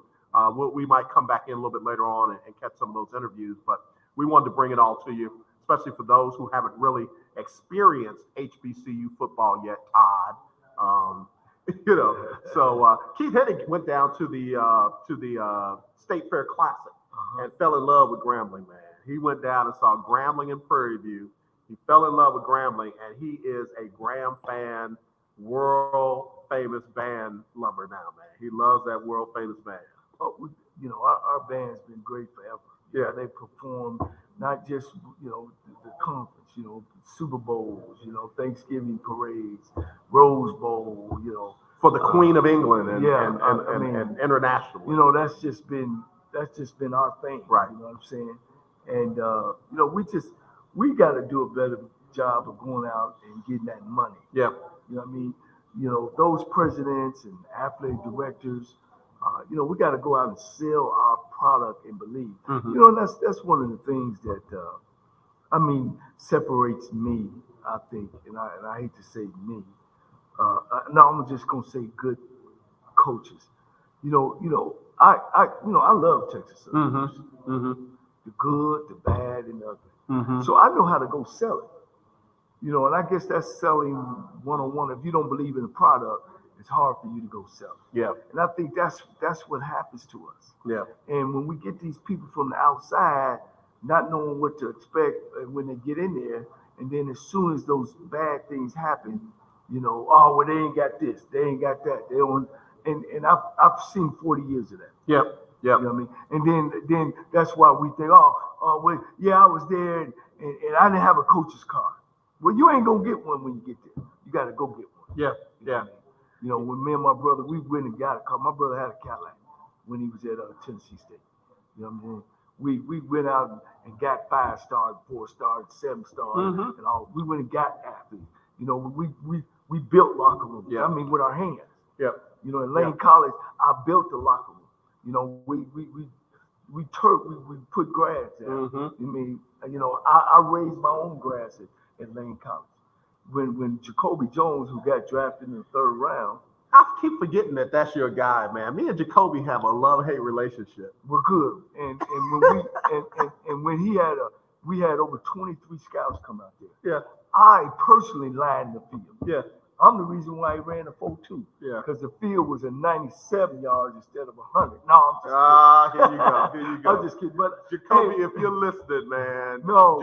Jacoby would give me live interviews off air, Mhm. and as soon as I say I'm going to turn the camera on, Jacoby, just say exactly what you just. I'll do interviews. Is that right? I'll do interviews. Well, he's the only player in that history over 100 years of football in Lane to be drafted. Wow. You know, See, this is what I'm talking about, man. There are people that they get all their sports news from a couple of sources. right. And if those sources don't cover stuff like that about Jacoby Jones, Mm-hmm. all we'll hear about is him getting cut from the Texans. And all we'll hear about is him getting cut from this team and that Right. team. And never mind what he did in the Super Bowl, Right. coming from Lane College. Right. Never mind him being the first young man to get drafted out of Lane College in Right. 40 years. We have got to tell our story. Right. We have got to tell our story. We don't have to fight to tell it. And that's why I'm grateful for our station. I'm grateful for other stations that cover this kind of stuff. I'm grateful for you, taking the time to come on here on a weekly basis and provide knowledge to folks. And not just the good stuff, but, the stuff that are challenges, the stuff that we can do better, the stuff that we need to be careful of, because if we keep going in some of these trends, a lot of young, good, up-and-coming HBCU graduates who work their ways up are not going to get an opportunity. Well, yeah, and this is the time. This is that window. This is the window for HBCUs. This is a window for African Americans. I've noticed that watching different shows on TV now. Mm-hmm. I never knew that we had so many TV shows Mm-hmm. and series and Mm-hmm. episodes that now you get a chance to watch people that look like you. Right. Not saying that the other people, but you watch people like us. Mm-hmm. You know what I mean? Uh-oh. And I know Stay right there. Okay. Sometimes the first thing somebody says, man, why you watching that movie? Mm-hmm. Man? That movie ain't A. Uh-huh. It ain't A class. Uh-huh. Where the camera go off the wrong way, and the guy talking like what we're dealing with right here. Right, the guy talking and his lips moving, but you don't hear him. And then next thing you know, what he was saying. But I just support our people. Coach, I love that. It's You know what Freestyle I'm Friday, so we get ready to go off on a tangent. First of all, Yeah, let me read. I just support our people. Let me read You this know, one. and I fight through it. Go ahead. Keosha Cole Worship. She said, fantastic conversation. There's a lot of open discussion regarding the drawbacks of HBCUs. And then my dear friend, Kim Negret, said, rather than focusing on the drawbacks of attending an HBCU, focus on the positives. PWIs have drawbacks also. I am who I am today because of an HBCU. Coach, you and I are the same with that. If I hear somebody tell me, oh, that movie wasn't highly rated, I'm probably going to go see it. I'm probably going to go see it because, first of all, what you don't like doesn't mean that's going to be what I don't like. Right. And for those who want to say that about our movies and our productions and what have you, Game of Thrones, in their last season, their finale, they got water bottles sitting on the stage. They got wigs and everything that's off. You got stuff going on in the background that on any other set wouldn't be happening. The Lord of the Rings, they got trucks driving down the side of the road that you can see in the picture right now. But we'll accept that from Game of Thrones and the Lord of the Rings. Right. But don't let Tyler Perry do it. Right. Oh no. Don't let Spike Lee do it. When I hear stuff about Tyler Perry, negative stuff about this man built a studio. Come on. This is my old saying. I always say this. Man, love me when things ain't going right. Love me when things going wrong. I'm riding or dying. And if you turn somebody down from a job or don't support somebody, I was watching Michael Jordan the other night. The play they put together, and they kind of got upset at him because he didn't support this black guy. Mm-hmm. You know what I mean? Mm-hmm. And Mike just said, look, that ain't me. Yeah. I'm not political. Right. We just got to respect that. Yeah. Sometimes. You know what I'm saying? Yeah. They wanted to put him in the same bowl and cup as Muhammad Ali. Right. You know what I mean?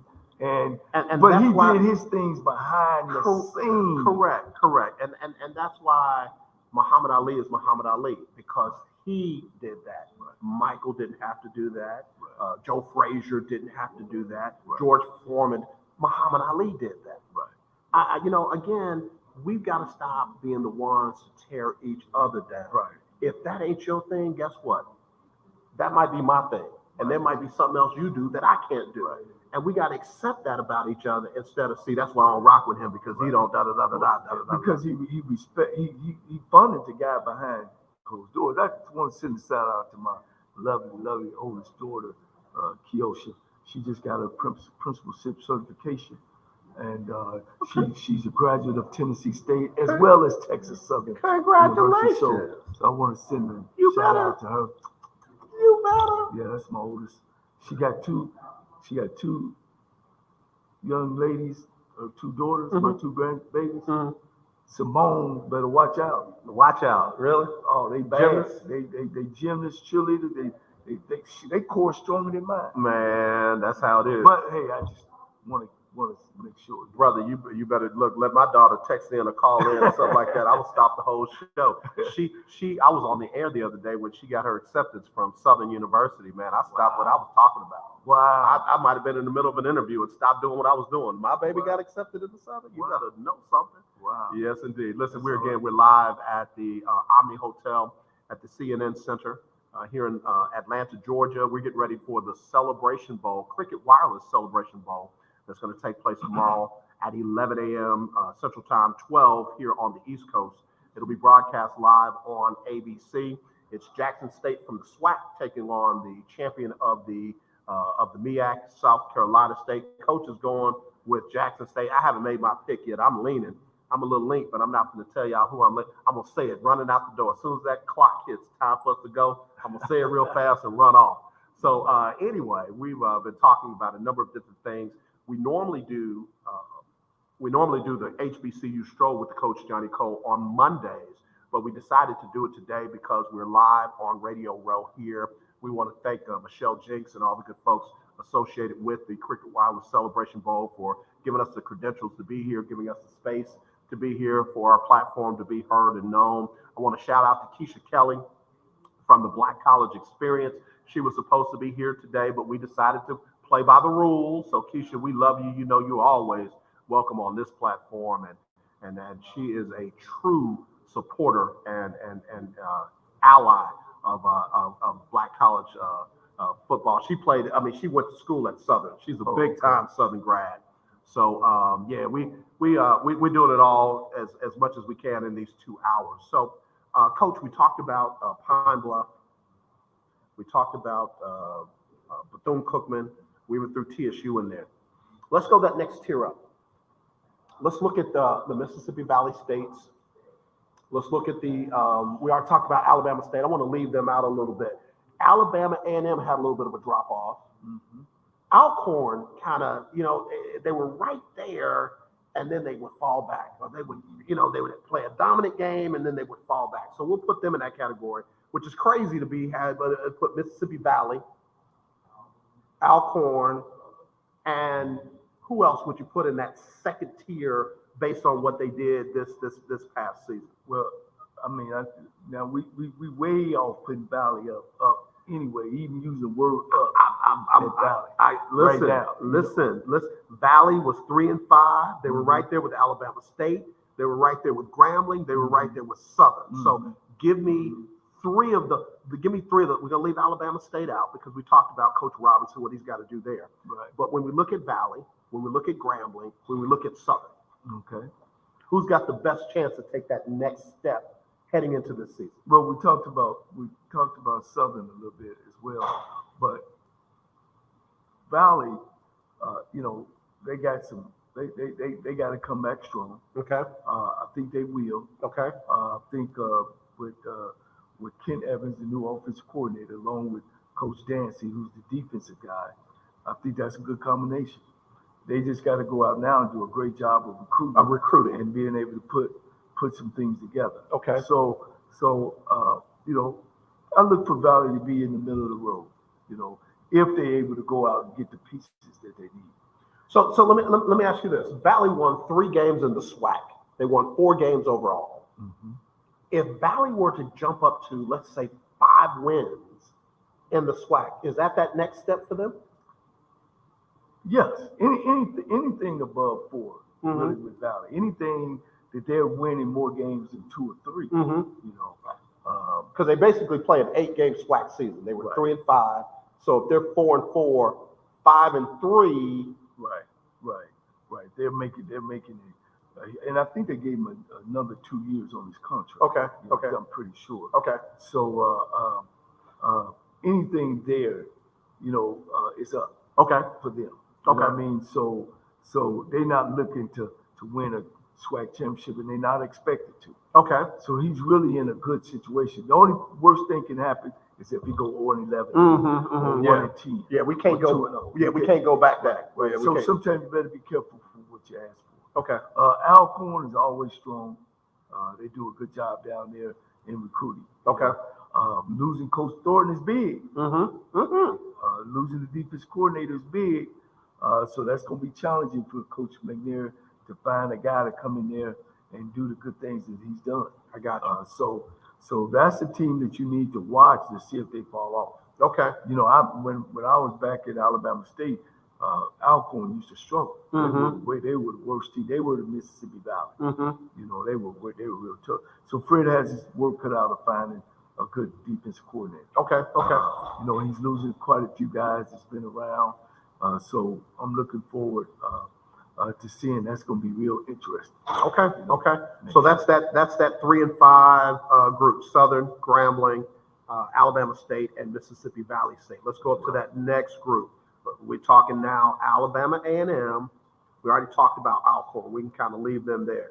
But Alabama A&M, again, they had some ups, they had some downs. Are they losing Glass this year, or is he coming back? Yeah, I think Glass is finished. He's a senior.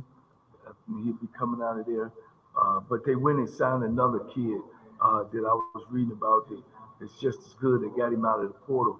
They've done a good job of being in the portal. Okay, coaching and managing that portal. Yeah. So they went out and signed several people on the portal. So he's stacking it up. Okay. And one thing about Coach Maynard and his staff, those guys know each other. Okay. You know what I mean? Coach Maynard, he hires within. Okay. People that's familiar with what he wants to do in his program, and they know what to expect. Okay. He got some older coaches, Fred Ferrier and Ernest Wilson. Ernest Jones that I know that was former head coaches. Fred was the head coach at Kentucky State, as well as Ernest was the head coach at Alcorn. Okay. So he got some good knowledgeable people around him that won't let him go straight. So they just gonna be as strong as they were this past year. Okay. All right. That's you doing that, Coach. Your emphasis. You emphasizing. All right. Look, I'm gonna put it up a little bit. Bring it. There we go. I think we're right there. We only got about 25 more minutes, and then we'll leave it alone. Okay. So then that next group, Florida A&M 7-1, Prairie View 6-2. We've already talked about Prairie View. FAMU. Yeah. Do they challenge Jackson State for the eastern side of the SWAC, which they got to go through Jackson State to get to the top and take on whoever comes out of the West? Well, the good thing about it is they had to get their quarterback situation straight, which he's returning. Right, that's what I'm saying. He's young. Right. So, it depends on how many they're losing on defense. But Florida A&M has always been a great defensive football team. Okay. Again, they sit in the state of Florida, so they'll come back. They'll come back strong. 7-6. Mm-hmm. 7-6 is to determine which team would have been here today. 1 point. Because Florida A&M could have been here just as well. And they had quarterback problems all throughout that game. I remember being frustrated with them, the way their quarterback played in that game. And it wasn't until they brought the backup in some situations that they, kind of started doing some things. So, okay. All right. Oh, they hung up on me. Go ahead. Okay. All right. So You know, and that school's got money, man. Yeah, They got money. They don't have some of the challenges that some of the other programs have with don't having the funding and stuff for the program and facilities and what have you. Are they able to maintain where they were the year before? Because a lot of folks don't realize they would have won the MEAC had it not been for some probation issues. Right. And then they came into the SWAC Stroll. Well, don't be surprised if Bethune-Cookman don't turn things around. I believe that. I believe that. Like I said, they sit in the state of Florida where great recruiting go on. So their defense is legit. And once again, I think the east side of the conference is stronger. It's stronger. And I think that Hugh Jackson and being at Grambling, if he can bring back the monster of Grambling State, I think they should be good as well. Let me just say this, just knowing, because I grew up a Cincinnati Bengals fan. My dad would fight you over his Cincinnati Bengals, and when Hugh got that offense really high flying, he made Andy Dalton look like a franchise quarterback. He made other quarterbacks look very successful. He did some really good things with the running game with Cedric Benson, and of course he had some great wide receivers with Hushmanzada and some of the other guys that he had there.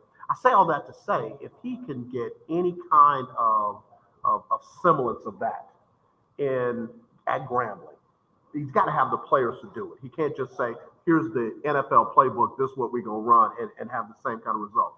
If he can be able to translate that for these young men and they start putting up 25, 30 points a game, it's hard to beat that. Well, see, here's what he's up against.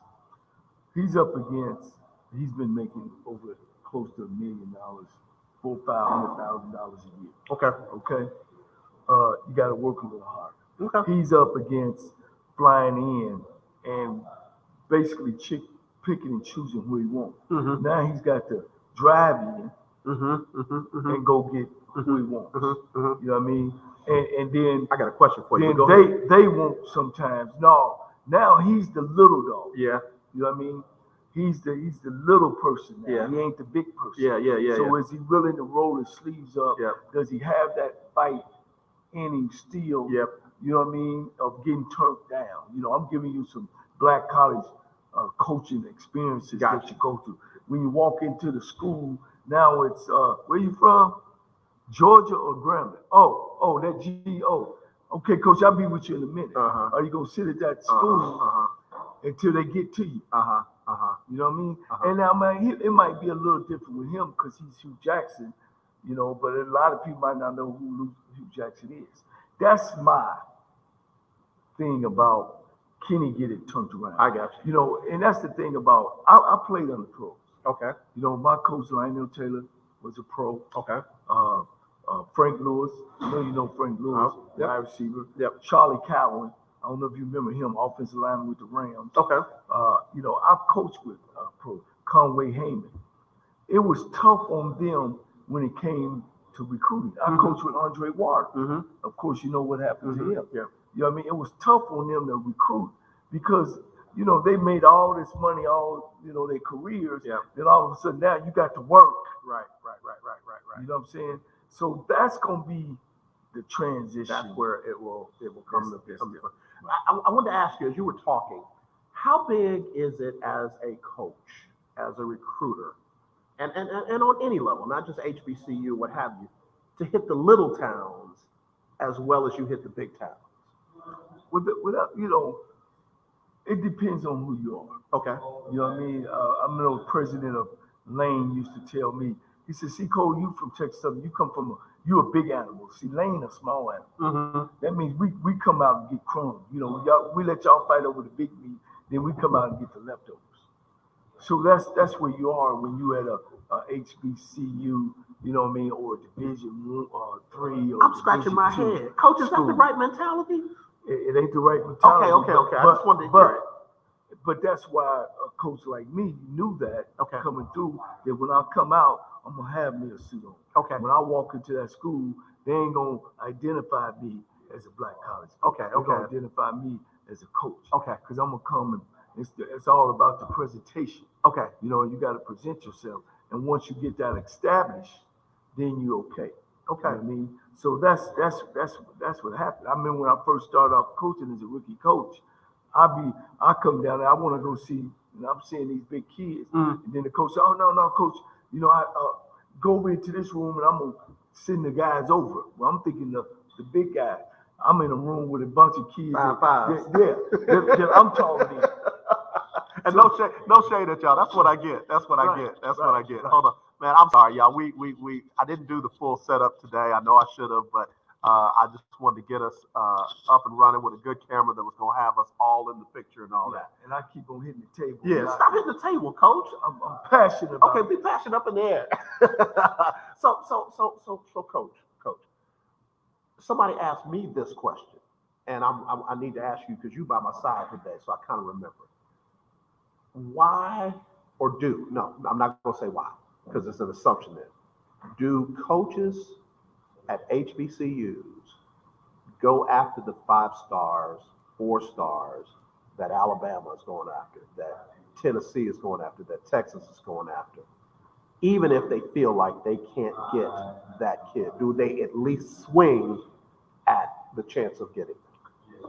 Well, here's the thing. You're underfunded. Okay. You can't get out as much as the big schools. Okay. You know, so sometimes you gotta see, you know, you gotta ask the coach. You gotta depend on that coach to say, do you think this kid would be interested in HBCUs? Mm-hmm. You know, you gotta ask them.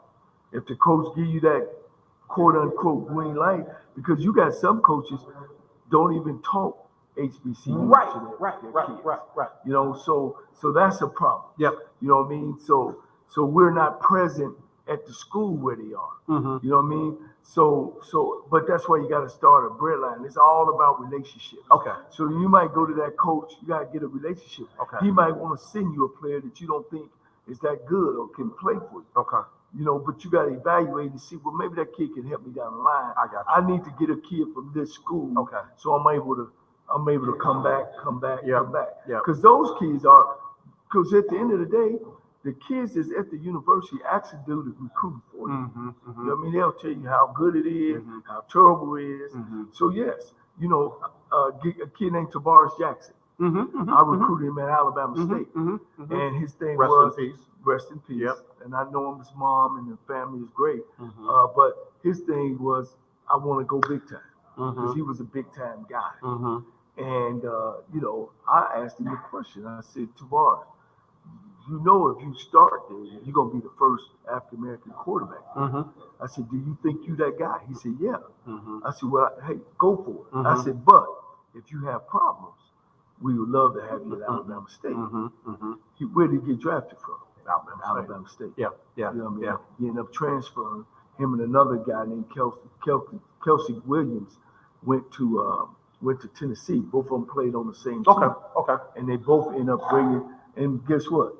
Alabama State went on to win the SWAC championship. Gotcha. So yes, if you're good and worth your salt, you should recruit every player that's eligible, and just put it on the line with it. Yeah. Hey man, would you consider going? Because at the end of the day, HBCUs, we're not Georgia. We don't have the facility Georgia. Right. You know, there's You don't have the number of scholarships. Right. You don't have the facilities. You don't have that. Right. And I'm not trying to give any credence to this nutbag Doug Gottlieb. By the way, if y'all on Twitter, be sure and tag Doug Gottlieb on this trash. Right. But trash. we do have what you need. We got practice field. Mm-hmm. We got 2 shoes. Yeah, we don't have 5 pair of shoes. We got Mm-hmm. 2. You only got 1 foot. Mm-hmm. You only got 2 feet. Right. You know what I mean? We got a helmet. Right. Or some schools got 2. Right. You know, look at Prime. Prime got 5. You know what I mean? But you know what they had. But you can only play in 1. You Right. only got 1 head. Right. You know what I mean? But this is what we got that y'all don't got.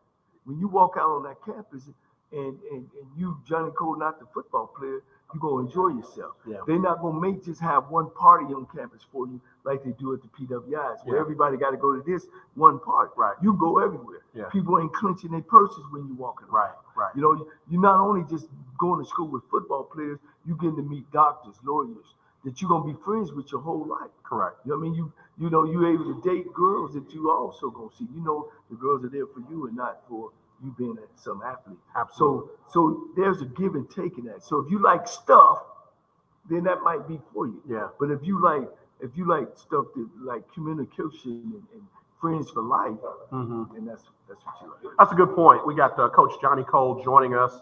We're taking our HBCU stroll here on the lunch break on the legendary KYOK, AM 1140, 92.3 FM, and streaming live, KYOKradio.org, live from Atlanta, Georgia, as we get ready for the 2021 Cricket Wireless Celebration Bowl featuring Jackson State, champion of the SWAC, versus South Carolina State, champs of the MEAC. This is our Radio Row experience. You know, we normally are in studio, broadcasting live, Freestyle Friday, but Coach and I preempted our HBU Stroll on Oh My Goodness Monday, and we're doing it now on Freestyle Friday.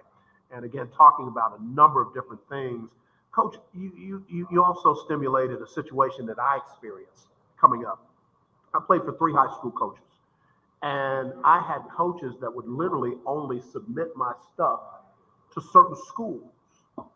I had coaches who decided for me that I shouldn't try to go to this school, or I shouldn't try to go to that school, or I was too small for this, or I wasn't good enough for that. And the reality is I listened to them. The reality is I let them make those decisions for me. And now these young people, through social media and through their millions of followers that they've got from doing various things that they do, they don't have to depend on the coach to determine where they can and can't go. They can put their stuff in front of whoever they want to put it in front of. How do you handle that? And how would you recommend young people handle themselves, and parents? Because a lot of parents don't know. Right. Communication. No question is a dumb question. If you got a kid that you know to go to that school, you want to find out everything as much as possible about where you're going. Don't get caught up in the pearls and the shiny stuff, because when the rubber hits the road and your parents drop you off at that school, and now you got to become a student, you got to get up in the morning, you got to go to class, you got to socialize, and you look around and you don't see you. You know what I mean? Or enough of you. And you need that. Right. And you got to know where you are. You got to know where you are academically. Right. You know, you got to know where you are socially, you know, and what you need to be happy. Yep. You know, and that's some things that people don't talk about. Yeah. You know what I'm saying? Compliance is real important. Do the kids need to be connected with the compliance officer? Do the parents need to be connected with the compliance officer? Or is that something that the coaches handle themselves? Yeah, the coaches and the compliance officers, they handle all that. Okay. All you got to do, if I recommend, is anything that you give a coach or anything, when you go, make a copy. And you always can keep a folder for you as a copy of your grades and your academics. They will keep up with all that. Now, because if you ever have to transfer, then you're gonna have to go and be able to have your transcripts in all of your classes and everything that you need. Gotcha. So they'll handle the compliance part of it. You just got to make sure that you have the paperwork. Understood. And I've always felt that way. I've had nephews and what have you that have come through, and what I struggle with is the coach having that much power in dictating how a kid should be recruited, or when they should go, or don't talk to them, or this is going to be a better fit for you than that. I get that they had you for 4 years or 2 years or whatever, but shouldn't you have more opportunities than fewer opportunities? You know, I'll tell you a quick story. I used to go recruit out in California in junior college. And I told you when I go there, I used to wear my rings and because I was recruiting against everybody in the country. I mean, Lou Holtz, I've seen him talking about, well, we all in the same junior college. And you know, I can't come in there with a warm-up suit on. I can't, because the first thing they're going to see, HBCU, that's their expectation. So I would come in nice, and I started recruiting guys that they were recruiting. You know what I mean? Flying them out to the schools that I was. I was getting some top not guys coming. Well, the coach at that time, it was Pasadena Community College. He didn't like the fact that I was actually getting these guys and they were turning down other guys to come to my school when I was at Tennessee State. At Alabama State, I signed 20 junior college players. Okay. from the top to the bottom. Okay. You know what I mean? And good football players. You know what I Mhm. mean? And I was taking them away from other places. You know, sometimes, you know, those coaches have, you know, everybody want to do well. So sometimes those high school coaches and junior college coaches are trying to get jobs with these I other got you. universities. I got you. Yes, sir. So now, it's, you know, they're sending their kids over Yep. there hoping to get on. Yep. So it's a lot that you got. And I don't think it just happened towards me as a black college. It happens towards black college coaches. It happens towards a lot of smaller schools Yep. that those kids or coaches don't think that their kids should go to. That's something for me, and then you know, it brings us back to the game, and we'll get ready to talk about the game and break it down in our last 10 minutes. It's not just putting on the headset and start barking out plays and sets and stuff like that. There's so much more to the coaching dynamic than some people even realize for themselves. Ain't no doubt. I mean, you know, like I was telling you earlier, I think good coaches coach their coaches, and not afraid to coach their coaches. You know, and then that's just the beginning. Then you gotta, you know, have the players, your organization, how you want your organization to look. I wanted my organization to look like we were a fine-tuned machine. I want it to look like that we're teaching these kids how to be professionals. You know, you're gonna dress a certain way, you're gonna look a certain way, you're gonna act a certain way. And if you don't, then you need to go, because I believe that it's a team sport. Yep. So it's your philosophy. You might be, you know, some coaches are seduced by talent, meaning that I'll make a deal with the devil. This kid is you know, I can't sleep at night because I don't know what he's gonna do between time he leave practice. Well, I'm not that guy, you know, and I believe that if there's no relationship, whether it's with the coaches, whether it's with the players, if there's no respect, there's no relationship there. Somebody has to go, and usually, in my case, that person or that player would have to go before he make me go.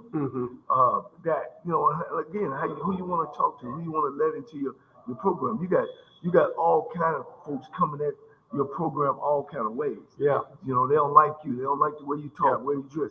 Oh man, you know, I didn't like my kids to have dreads. You know, I believe in the military way. You know, let's cut our hair, let's keep it neat. You know, after the season, you do you. Yeah. During the season, this is how we want to look. You know, you take that helmet off. I want us to look like we can go interview at these certain places. I know times are changing. Yep. This is when I was coach. Right. So let me make sure I understand that. You know, but all that is what you want to do. If you let all that go, you know, I'm in the philosophy of all the little things count because they make up the big things. Sure, yeah, the You know, details all matter. the molecules count. Right. You know, to make up the big. All right. And some guys don't think that. Some guys, oh, we'll let him go. Oh, we'll let him do. That don't mean as long as he show up on the weekend. And that's not the case. And I think you can see that through all of football. I think you see undisciplined through all of football now. Yeah. You know, it's just all about what have you done for me lately, and win. Speaking of win, Coach Cole and I are about to go on record. He said earlier he's got Jackson State. Let me check with him again. Coach, your final answer? Jackson State by 10. Jackson State by 10. Okay. Low scoring game. Low scoring game. The over. Am I saying it right? The over. Over and under. Let's go 42 points. All right, Coach. Let me see what you're talking about. 42 ain't low score. That's 21 each. Yeah, the average offensive score is 24. Okay. All right. So that's under. Yeah, in fact, the 42 and a half is the line. Jackson State's a 10-point favorite. And I ain't even looking at that. Yeah, and you did. You say by 10 or more. 42. Man, that's why you are the championship coach, and I'm that dude that fumbled in the Superdome. All right, Coach, I'm going on the line. I'm getting ready to make them think I'm crazy again. You must have a South Carolina State in the upset. Why not? Why can't they upset them? I believe they can. Why can't they? I believe they can. I haven't seen them enough. I know what Jackson State brings to the table. I looked at their record. They're 6-5. Even the Division I team they played in New Mexico, that's not a threat. You know, they played, And they played close in their conference. They played everybody close in their conference. All right, y'all. I'm fooling with this camera again, y'all. Coach Cole keeps slamming the table, so let me go and make my pick. I'm going with Jackson State in the win. But Boasha won't be mad if South Carolina State upsets us. I love the underdog, Coach. I love the underdog. Well, I love the underdog. well, I'm glad you're not a betting man because you'll be broke too. I'll be my underdog. I'm going with Jackson State in this one. I want to congratulate you too. No, don't say it. Don't say it. Don't say it. But I'm gonna congratulate you. Yeah, okay, I'll take that. Yeah, you got lost in it too. Yeah, I couldn't man. find you for about 4 or 5 Coach, I needed time off. I needed time off, Coach. I know. They running me crazy. I know. So listen, and it's good crazy. So I appreciate it. Yes. We got about 5 minutes before we are about to go. Give me the keys of the game. Give me what people need to look for. Give me what you expect to happen. Start with Jackson State. What do you expect to see happen in this game tomorrow? I think offensively, don't turn the ball over. Okay. Control the clock because you got a great defense. Okay. Mix up your game. Don't necessarily just pound. Don't get stale. On the defensive side of the ball, you put pressure. Maybe you might need to change it up. They've had 3 weeks to prepare for it. So make sure that hopefully the defensive coordinator got enough in his toolbox that if they do start affecting the pressure, come out of it, and don't be overconfident. Okay. You said something that I wanted to, last couple of minutes. Trick plays. Do we expect to see trick plays from Jackson State? Do we expect to see trick plays from South Carolina State? And will that make South Carolina State look desperate if they come out with trick plays? That's all in the philosophy of the coordinator, to get into a game. Usually people get into games like this and they stay solid and they stay based. I don't want to do nothing to lose the game. You got to have a gunslinger, to come out and throw some trick plays in the playoffs. I mean, in the championship game. My philosophy of definitely I have me 2 or 3 in the back pocket that I'm gonna run. Okay. We beat Mississippi Valley. We beat Murray State. If you ever go on YouTube, go Tennessee State, Murray State in 1998, the OVC championship game, and you'll see where not only did I run 1, I ran about 5 of them. But I think because everybody is tense and everybody's and you got to do something to put them on your heels. Okay.